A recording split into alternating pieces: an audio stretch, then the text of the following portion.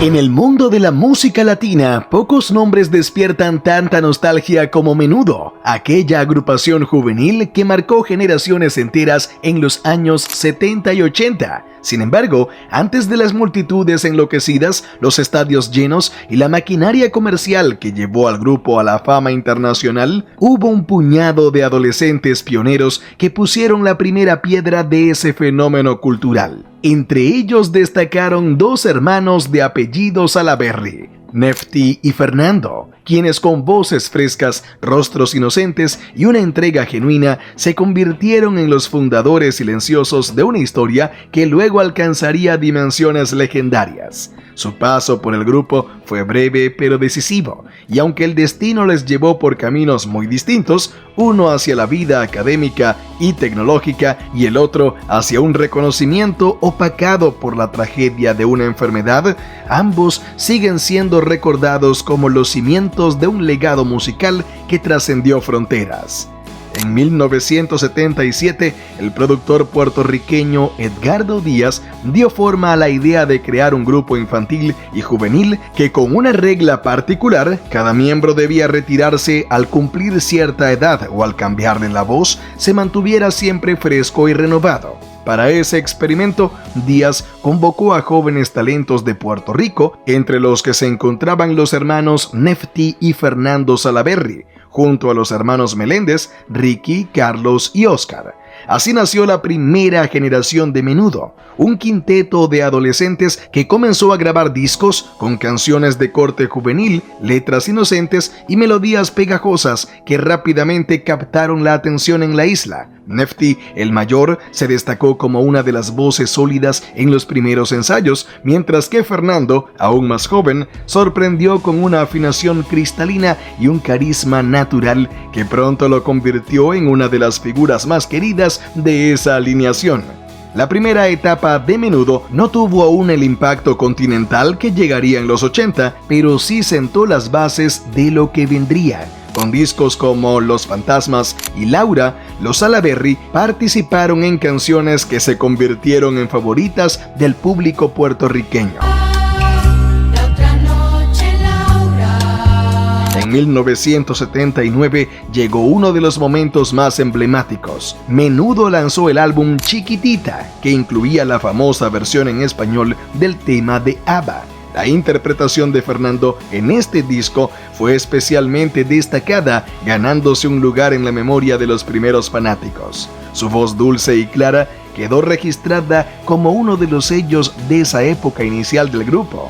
Junto a este éxito, el disco Felicidades y más, mucho más, consolidaron el nombre de Menudo en Puerto Rico y abrieron la puerta a los mercados latinoamericanos. Aunque la verdadera explosión de popularidad vendría después, gracias a integrantes como Xavier Serviá, René Farrait y Ricky Martin, los Salaberry ya habían dejado su huella en ese ascenso paulatino. En 1979, Nefty se convirtió en el primer integrante en abandonar el grupo, siendo reemplazado por René Farrait. Un año más tarde, en 1980, Fernando también debió dejar su lugar, esta vez siendo sustituido por Xavier Serviá. Para los hermanos, su paso había sido relativamente corto, pero profundamente significativo. De hecho, se les recuerda como los primeros pilares sobre los que se construyó la maquinaria Menudo, la cual luego alcanzaría dimensiones de fenómeno global en los años siguientes. Soy a mil lamentos, todos muy raros.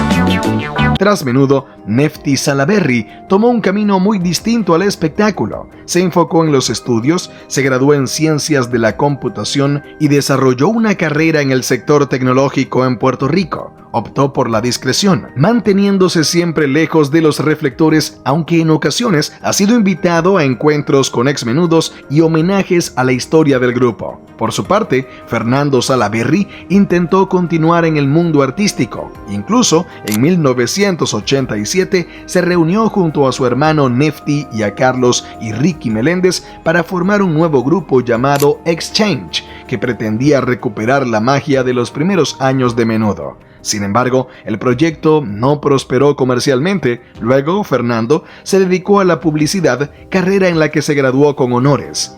En la década de los 90, Fernando recibió un diagnóstico devastador: una enfermedad neuromuscular desmielinizante, muy parecida a la esclerosis múltiple. La condición avanzó rápidamente, afectando su movilidad y dejándolo en silla de ruedas. En los años siguientes, diversos informes confirmaron que el cantante prácticamente quedó en estado de cuadriplegia funcional, aunque conservó intacta su lucidez y su claridad mental.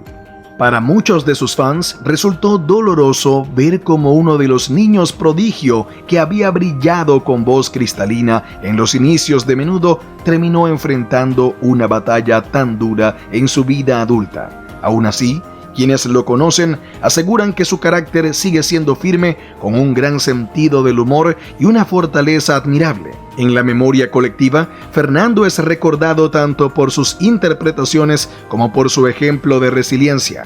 Aunque su paso por Menudo fue breve en comparación con otros integrantes más mediáticos, los Salaberry tienen un lugar irreemplazable en la historia del grupo. Fueron fundadores, pioneros y voces de los primeros discos, aquellos que abrieron el camino para que Menudo se convirtiera en el fenómeno latino más grande de los 80 y 90. Canciones como Chiquitita, Laura, Los Fantasmas y varias de las piezas navideñas de Felicidades permanecen asociadas a sus voces y su talento juvenil. Además, su historia personal, la madurez tranquila de Nefty y la trágica enfermedad de Fernando ha añadido una dimensión humana y conmovedora a la leyenda de Menudo.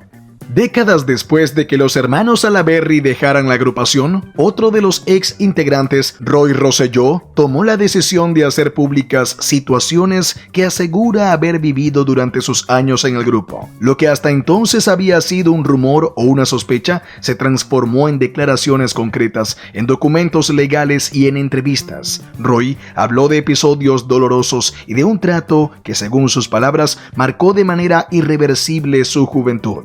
Para quienes habían sido parte de los inicios, como los Salaberry, la revelación de todo esto significó un golpe de conciencia. Ellos, en su paso por el grupo, no habían enfrentado de manera directa esas experiencias de las que se hablaba años más tarde, pero no pudieron evitar reflexionar sobre el ambiente en el que crecieron, sobre la presión que vivieron y sobre cómo la fama, aunque parecía un sueño dorado, también podía ser un espacio de vulnerabilidad. En más de una ocasión, tanto ellos como otros fundadores dejaron en claro que no guardaban resentimiento por la etapa que les tocó vivir, pero sí reconocían que con el éxito también vinieron exigencias, tensiones y un peso emocional difícil de sobrellevar siendo tan jóvenes. Cuéntame, ¿qué te ha parecido esta impactante historia? Te leo en comentarios. Si deseas conocer más datos interesantes como los vistos en este video, te animo a unirte a nosotros suscribiéndote al canal, dando like a este video y comentando qué te ha parecido el contenido. Gracias por ver. Hasta la próxima. Para el dueño de la casa, Bon Chiquito.